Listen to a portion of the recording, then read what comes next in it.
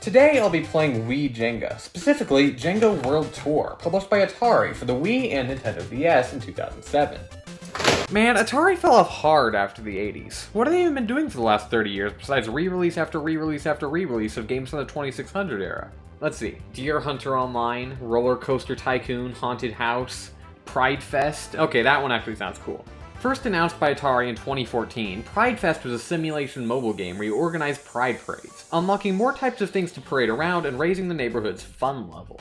There are also roadblocks of homophobic counter-protesters that you're supposed to avoid, and if you commit vehicular manslaughter against them, then you lose points and one of your floats is destroyed.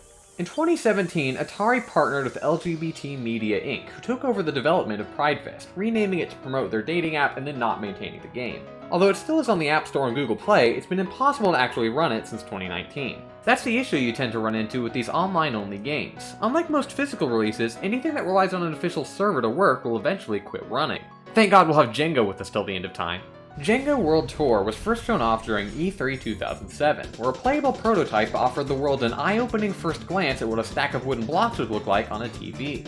About a month prior to this official announcement, news of the game was leaked onto the NeoGAF forums, sparking mild amusement.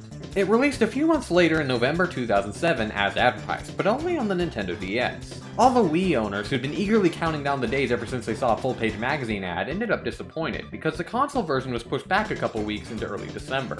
The game wasn't a hit with critics, with multiple gaming news outlets pointing out that the $30 retail price is more than twice what it costs to just buy an actual Jenga game, as well as criticizing the game's poor controls and overall lack of fun.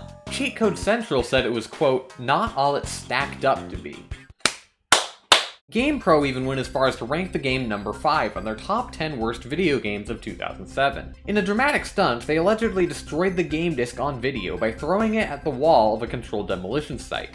However, this video appears to be lost to time, since it was only available on their now-defunct website, and it doesn't seem to have been archived anywhere, which is really tragic, because it was probably kind of funny.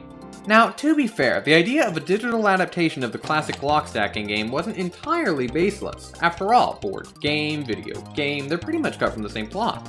In the following years, more crossovers the other way around were released, including Tetris Jenga, which is actually a pretty great fit because it replaces the original blocks with tetrominos without really altering the core gameplay. Other tie-in versions of Jenga, such as Donkey Kong Jenga and Jenga Fortnite, overcomplicated everything by having extra pieces and rules besides simply pulling the blocks out, making them pretty much completely different games. The original creator of Jenga will be rolling in their grave when they die. Hopefully the video game stuck to the traditional formula a little better.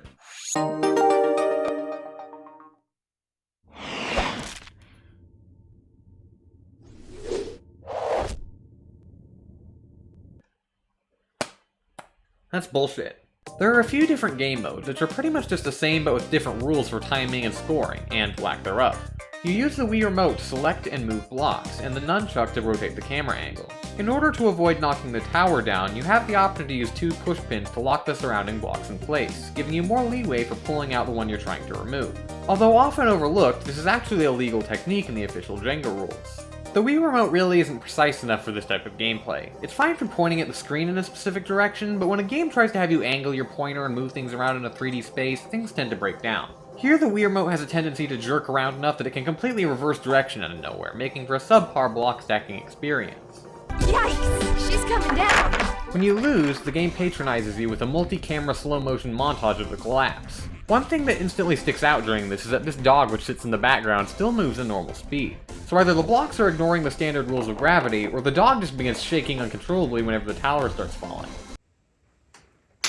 Damn it! The appeal of Jenga is at least partly in the simplicity of it, and a control system that takes a half-page table in the instruction booklet to explain really undermines this. The game has multiple different environments that you can play in, and that's where the World Tour aspect comes in. In this game mode, after picking an avatar such as a person made out of Jenga blocks or a slot machine carrying guns, you can tour the world, visiting environments where a game of Jenga would ordinarily be out of place. For example, underwater, and in a volcano, and with dinosaurs. Imagine having the ability to time travel and you just use it to go and play Jenga in random places. I can think of a million better things to do. On to the DS version. It's pretty much identical in terms of game modes and content, except that the stack of blocks collapses comically fast as soon as you screw up instead of having slow-mo shots. This is one of those games where you have to tilt the DS on its side and have both of the screens in portrait mode, which works pretty well here because it cuts out the unnecessary peripheral vision around the tower and lets you get a higher resolution look at the actual gameplay. This would have been a nice feature to have on the Wii version too. You can adjust the camera angle by using the D-pad, and the blocks are moved with the touchscreen, as you might expect.